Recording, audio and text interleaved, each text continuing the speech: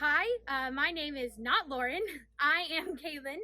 I know you're used to seeing Lauren here, but she asked me if I would come on and do a video about my hair routine because I have curly hair, and a couple of y'all who watch this page are curly girls yourselves. So I'm just going to share a little bit about my hair routine, the reasons why I use the products that I do, and give you a few tips along the way to hopefully help you have luscious, beautiful, gorgeous, well-defined curls. I didn't always have curly hair. When I was real little, my hair was stick straight, and my whole family had straight hair. So when my hair started to get curly when I was in about fifth grade, my uh, struggle with my hair was real. I didn't know how to take care of it. So it has been a long journey of me coming to love the hair that God has given me. But about 4 years ago, I started researching the curly girl method. If you Google that phrase, you will get hundreds and hundreds of websites of information about curl shape and porosity and all this stuff. We don't have time to get into it all today. But maybe Lauren will ask me to come back and I can talk a little bit more about curly hair. But basically, the curly girl method says two main things that you need to avoid in your hair products, and those are silicones and sulfates. If you go online, what I did was I just Googled sulfate ingredients. This is a big ingredient in shampoos. Most shampoos, especially drugstore shampoos, contain sulfates. Even curly shampoos contain a lot of sulfate. What sulfate does is it actually strips the natural oils from your hair. If you have thin, oily hair, that could be good. But if you have curly hair, chances are your hair is a lot drier, and you need to maintain as many of those natural oils as you can. So sulfates really strip your hair of all of that, and that's what leads to a lot of frizzy, dry, undefined hair. Another thing that curly girls need to avoid are silicones. Silicones are a big no-no because they are not water soluble. That's a big phrase that means that you can't get them out just by using water in your hair. You have to use a sulfate-based shampoo in a lot of cases in order to get those silicone products out of your hair, or else you'll get a lot of product buildup and your hair will look limp and lifeless. I know, curly hair is a crazy, crazy deal. So what I did when I first started researching the curly girl method, I spent almost a month in my free time just reading all of this different stuff. And what I ended up doing was I Googled curly girl on a budget. There are a lot of awesome products out there like Diva Curl, a lot of salon quality brands that do wonders for girls with curly hair. But I cannot afford those as much product as I need in my hair when it is long like it is right now. I would go through that way too fast. And so I needed something that I could buy at Target and not cry every time I bought new hair product. So I settled on just a few products that I use. Another big thing about curly hair to keep in mind is that the same products won't work for everyone. Everyone's curls are just a little bit different. They need a little more moisture, a little more definition. Some people really like to use mousse. I hate using mousse in my hair. It just gets all crunchy. Some people really like using gel like me. Others hate gel because it gets really hard in their hair or it feels slimy. And they don't get those soft curls and that soft feel that they want once the hair is dry. So it's all about trying out different things, testing things. You can try the products that I use, but really it's whatever gets you the soft, defined curls that you really want. So when I wash my hair, I only wash my hair about once a week. I find that a full wash is really, I only need to do it once a week to get the style and the definition that I need. I have a curl revitalizer that I'll put in my hair in between showers to kind of help redefine the curl. But for the most part, I need to keep as much of that natural oil in my hair as possible. And washing too much can really strip your hair of those natural oils and makes it frizzy.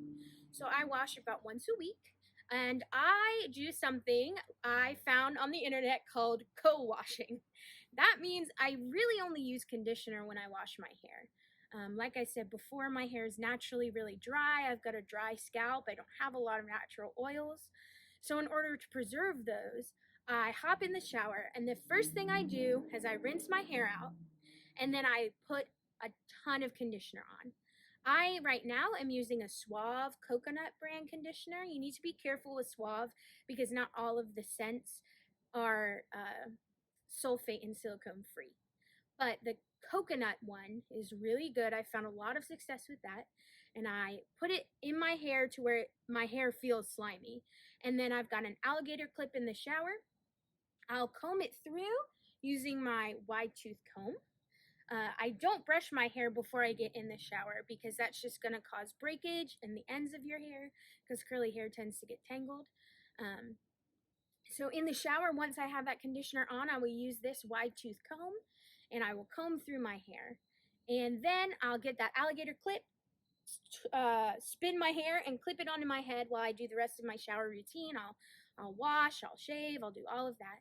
And then right before I get out of the shower, I take out the alligator clip and wash the conditioner out. One of the things that I learned is squish to condish. What that means is you take your hair, I do everything with my hair upside down. So I'll flip my hair over my head and you take the hair in your hands, you run some water back through it once the conditioner has sat there for a while, and you just squish the conditioner through the hair. It kind of gets it all through the hair and makes sure all of your hair has the conditioning benefits. You do that when you first put the conditioner on and then again when you're rinsing it out.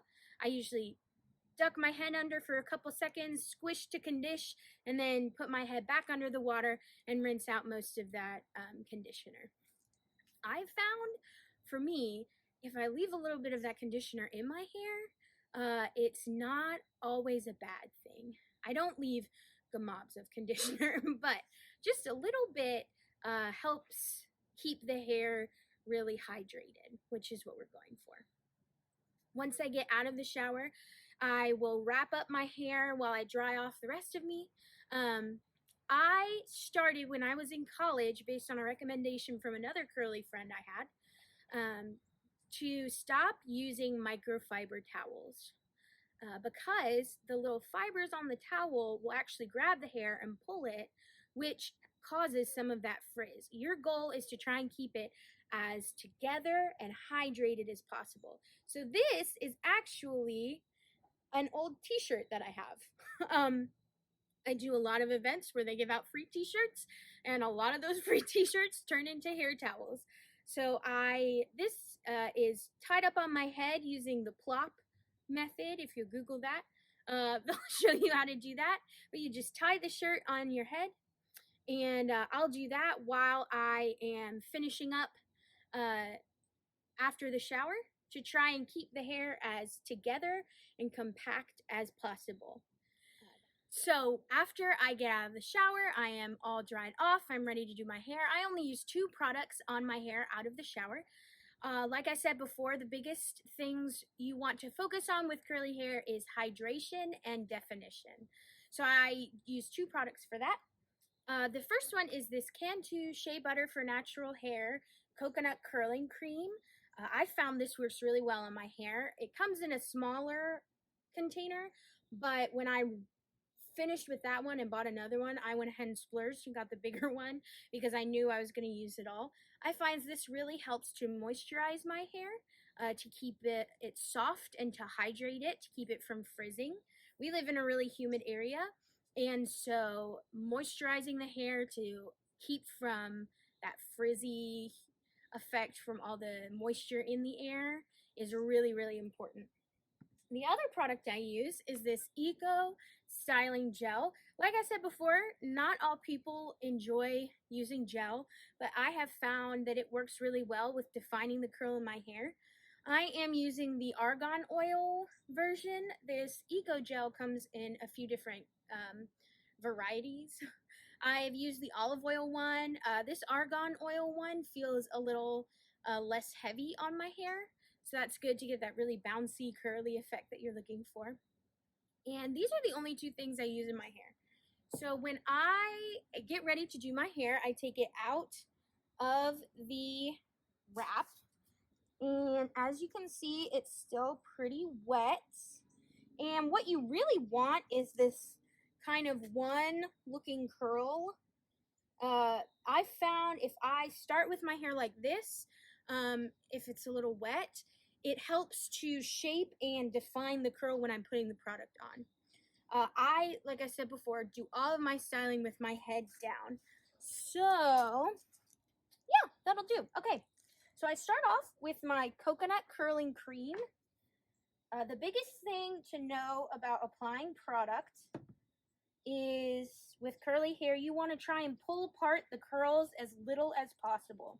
So I'll get a big mess of it on my hands, and then you just praying hands it on. I put most of this product on the bottom part of the hair, and then I'll go back, grab a little more, and put it near my scalp. What little oils I do have tend to stick in the hair near my scalp, so a lot of this moisture needs to come down to the hair below here.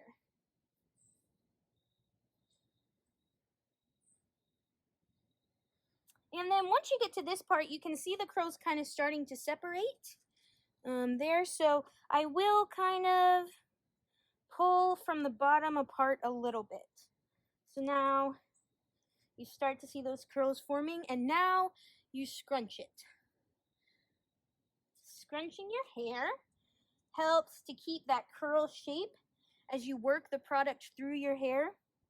You just want to make sure when you scrunch that the way that your hand goes in your hair is the way that it comes back out. You don't want to dig in and pull. You want to scrunch up and then let go as you move back down. And that's what helps give you that bouncy curl effect.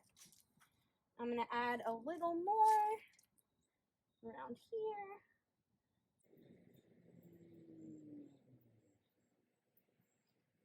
Okay. So then, once I feel like there's a lot of conditioning cream in my hair, I move on to the gel. I like these products because they're in tubs like this, so it makes it really easy to get a lot of product out, which is what I need with my hair as long and as thick as it is right now. I need to use a lot of product. So I've got some gel. And then again, you always work upside down. Spread it on both hands. Sounds a little gooky. And then again, you start out by using praying hands to apply it. Never pulling hair out from the curls. And then you scrunch. Now I have a lot of variety in the types of curls on my head. If you can see here, this curl is a little less curly than these curls that are a little more ringlety. So sometimes I will go back in with these less curly curls and try to curl them while they're still wet. Just twist them a little bit while the gel is still on them, and I'm able to manipulate them. Kind of helps them get a little more uniform. Just make sure you are twisting with the shape of the curl naturally. You don't want to fight against the curl. And then I will finally put my head right side up. Usually look in the mirror for where the natural part kind of falls. For me, it's different literally every time I wash my hair. And then you kind of shake your head out because you don't want all the hair in the back to dry straight up, because then the back of your head will look a little poofy and strange. So you just kind of let it fall down, kind of shake your hair a little bit. That's what I do. So my natural part's doing this weird curvy thing. So I am gonna pull just that part apart, and that's pretty good, I find, with my hair. When it starts to dry, it gets really textured up near the roots anyway. And so if my part isn't exactly perfect, I just kind of give up on that battle and fight to make sure the curls look defined instead of making sure my part is straight. I typically shower at night. My hair takes in total about 2.5 hours to dry on its own. I will usually shower at night, try and give myself about an hour of air drying before I lay down. And when I lay down, I will plot my hair again.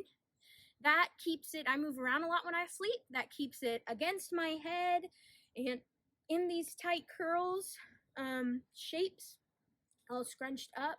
So that way it will maintain its curl for when I wake up in the morning.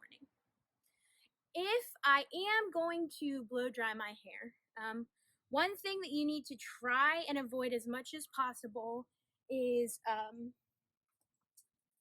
heat products on your hair. That's curling irons, straighteners, as much as it can be avoided, because curly hair is naturally so much drier. And when you use a lot of heat tools on your hair, especially without any sort of heat protectant spray, you can get those in stores like Ulta, things like that, then your hair can get really, really dried out. So if I do blow dry my hair, you need to make sure you're blow drying with a diffuser. My hair dryer I bought a few years back.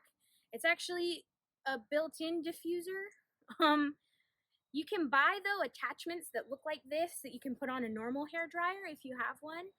I like this one because I don't have to mess with losing any sort of attachment. And when you do blow dry your hair, you do just like when you're scrunching your hair, you want to have it on. You kind of set your hair in the diffuser, push it up, hold it up to your head like this, and you wait a little while. I always blow dry my hair on the warm setting or even the cool setting. Mine has a cool setting, and I try not to use high. That's why I like to wash my hair at night, so I can let it naturally dry. But when your hair dries, if you don't mess with it a lot while it's drying, you'll get those beautiful, hydrated, defined curls, and it'll be a great hair day for you. So thank you so much for tuning into the video. I hope some of the tips and tricks I've shared are helpful to you. And send Lauren some pictures if you try out any of my tips, and let me know how it goes, because I am excited to see us all enjoying our hair and enjoying how God has made us.